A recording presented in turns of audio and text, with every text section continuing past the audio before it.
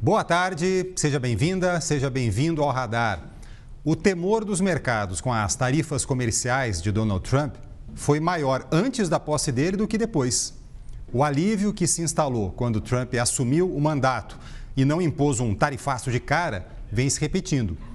Apesar das sobretaxas no aço e no alumínio de vários países, incluindo o Brasil, apesar das tarifas sobre produtos chineses, apesar do discurso contra a União Europeia, apesar das tarifas de reciprocidade que ele encomendou ontem, com um provável anúncio para o começo de abril, investidores avaliam que a turbulência comercial que tinham imaginado não veio, ao menos ainda.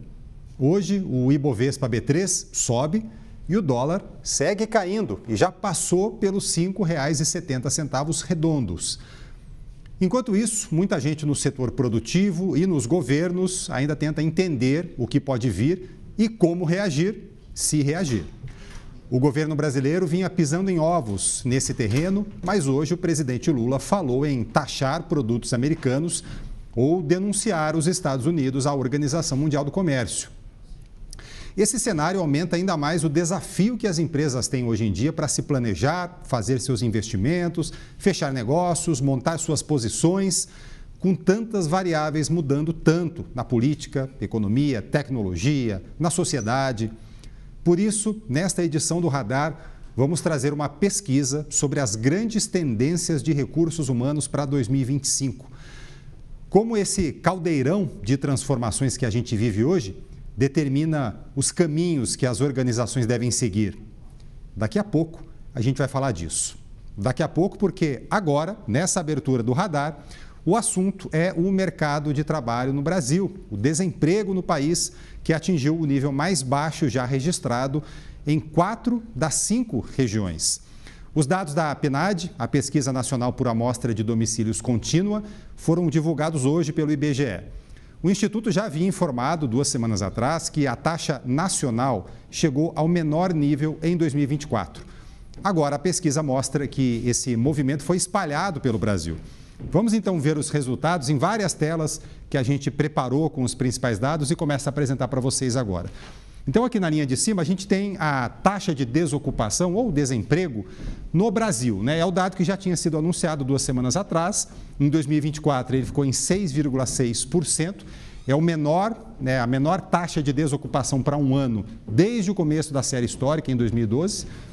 Caiu bem em relação a 2023, quando o dado nacional tinha sido um desemprego de 7,8%. E aqui nas linhas de baixo, os dados então de hoje, que a gente passa a conhecer hoje, que são os dados por região do Brasil.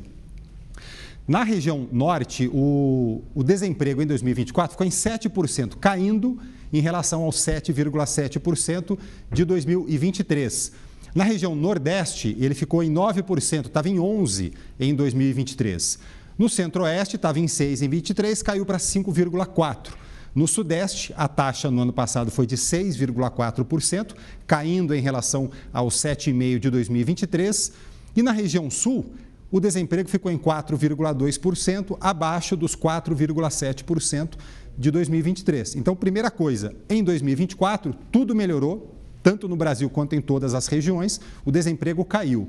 Agora, essas linhas aqui que estão em azul mais escuro mostram os dados que são os recordes históricos. Então, o Brasil teve um recorde histórico, a menor taxa de desemprego em 2024, né, a menor já registrada, e as regiões Norte, Centro-Oeste, Sudeste e Sul também tiveram as suas menores taxas de desemprego já registradas em toda a série histórica. Só a região Nordeste é que não teve no ano passado a sua melhor marca, né? Essa melhor marca aconteceu alguns anos antes e tinha ficado em 8,6%. Chegou a 9% agora em 2024, se aproximou mais perto, mas não foi a melhor marca da série histórica. Apenas no Nordeste, então, isso não aconteceu.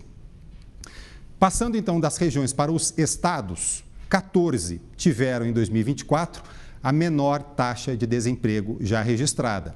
A coordenadora de pesquisas por amostra de domicílios do IBGE, Adriana Bering, explicou que a queda do desemprego nos estados mostra que foi diversificada a ocupação nas várias atividades econômicas, como comércio, indústria, transporte, logística e construção em 2024.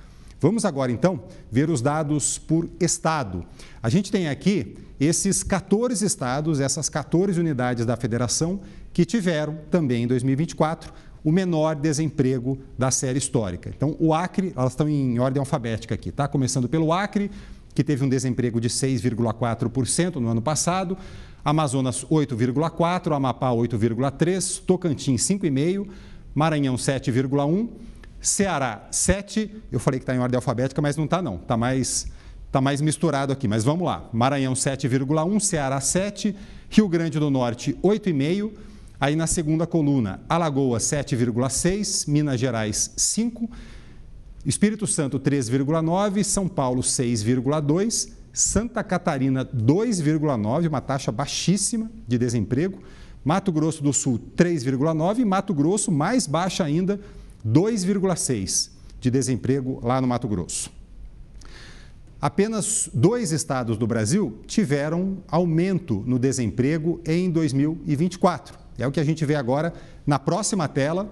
Vamos ver aqui quais foram esses 2 únicos estados, então, que tiveram alta do desemprego no ano passado. Foram Rondônia, o desemprego passou a 3,3%, e em Roraima passou a 7,5%. Mas em Rondônia, por exemplo, ele estava em 3,2%, oscilou para 3,3%, foi um aumento pequeno. Em Roraima já aumentou mais, porque ele estava em 6,6%, passou para 7,5%, então foi quase um ponto percentual de aumento.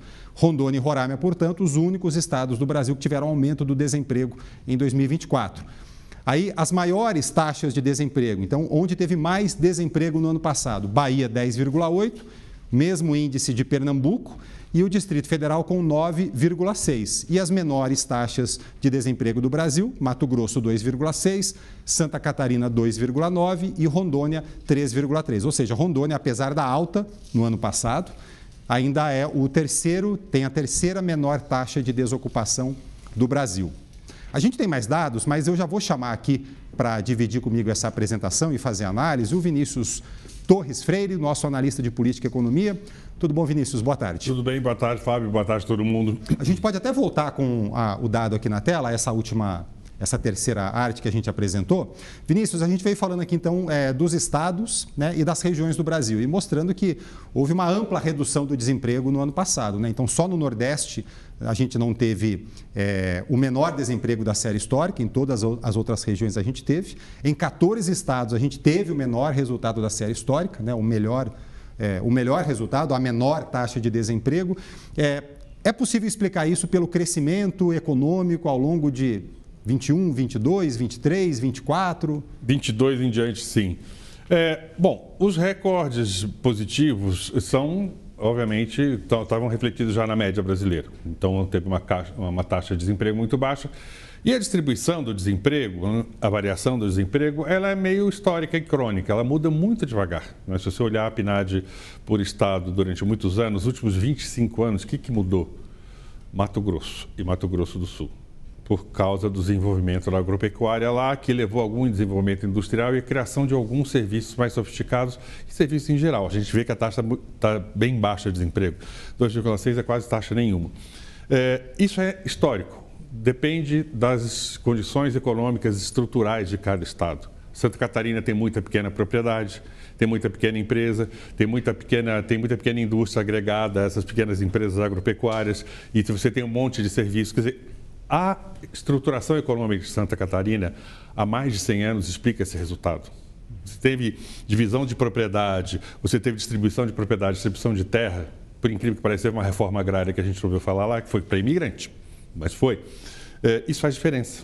E você tem estados em que você tem condições crônicas de subdesenvolvimento. Quer dizer, não teve desenvolvimento industrial, a agricultura perdeu espaço, você não tem infraestrutura e educação suficiente para você ter serviços melhores, que é o caso dos estados do Nordeste. Isso demora muito para resolver.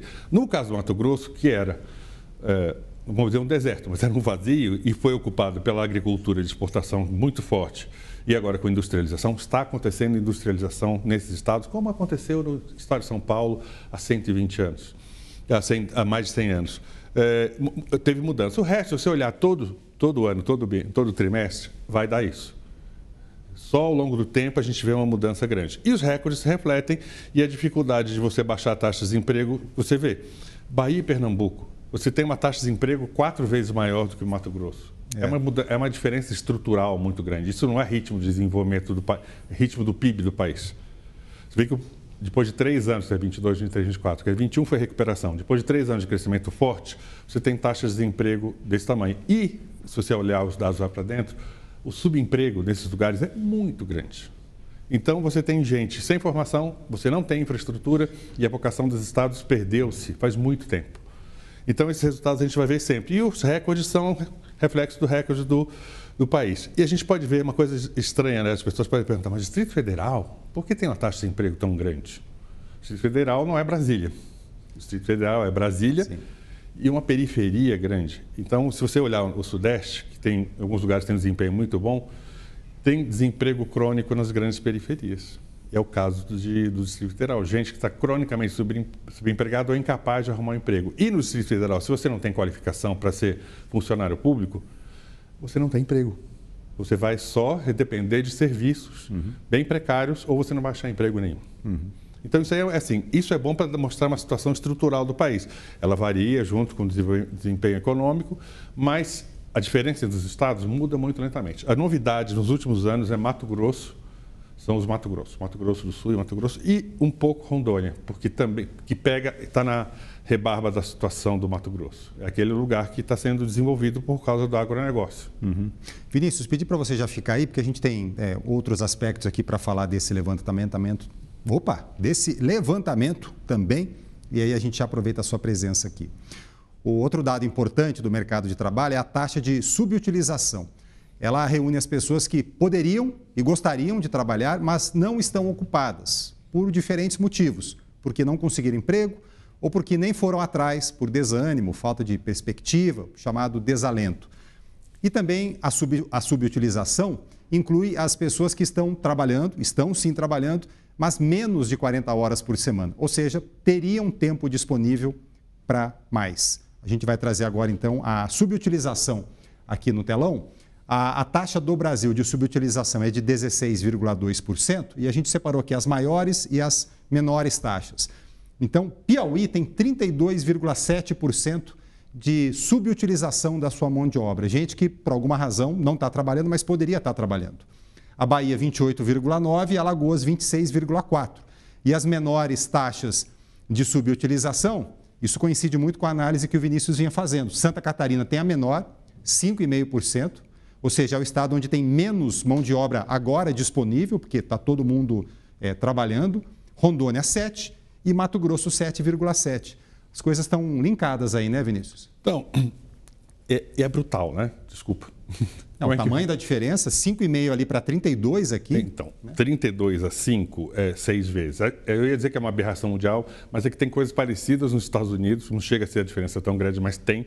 E talvez até um pouco, talvez não, um pouco na Itália, mas em países maiores isso acontece mais. Mas é assim, um país que teoricamente está crescendo junto, você tem essa diferença, isso é uma diferença estrutural. Né? Não vai ser taxa de crescimento que vai resolver esse tipo de coisa. E acontece nos estados mais pobres. Piauí, Bahia, Alagoas e Ceará também tem um pouco de problema desse tipo, mas isso mostra a desigualdade social, a desigualdade econômica, a desigualdade de educação, a desigualdade de infraestrutura, a desigualdade de eficiência de políticas, porque até existem esses órgãos de desenvolvimento do Nordeste, a gente sabe, né?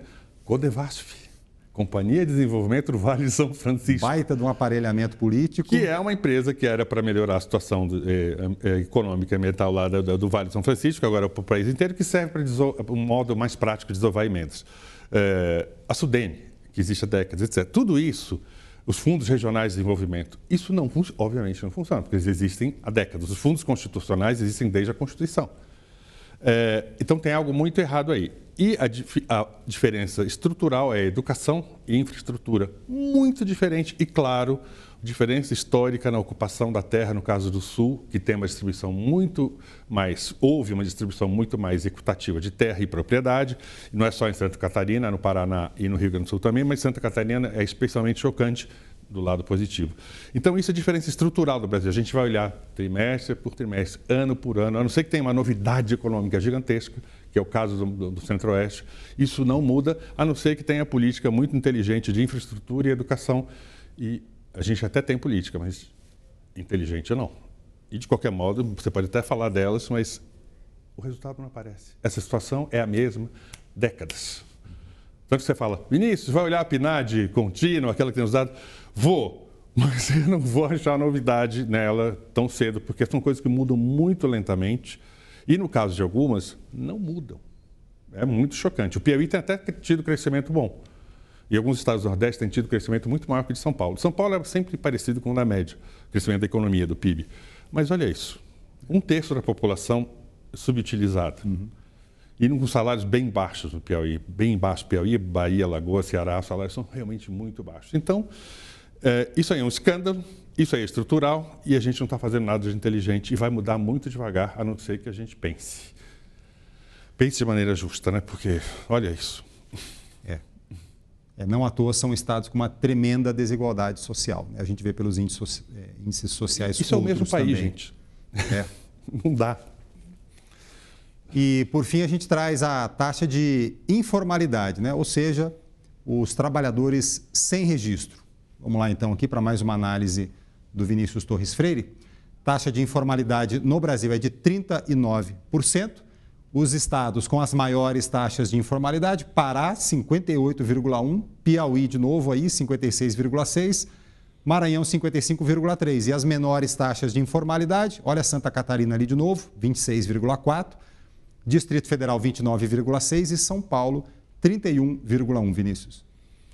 Eu acho que, desculpa, eu vou chovendo molhado, é a mesma situação lá. E o Pará é um estado que tem, além de tudo, além de ser um estado pobre, é um estado que tem grande dificuldade com infraestrutura, porque é um estado que fica na floresta, com distâncias grandes, municípios enormes, tem um monte de problemas, além de tudo, derivados do fato da geografia. Mas é a mesma coisa, é Pará, Piauí, Maranhão, Bahia, Pernambuco, Ceará, Alagoas. E a gente, francamente, há quanto tempo você ouve falar que o Piauí e o Maranhão têm problemas? Desde quando você entrou no ginásio?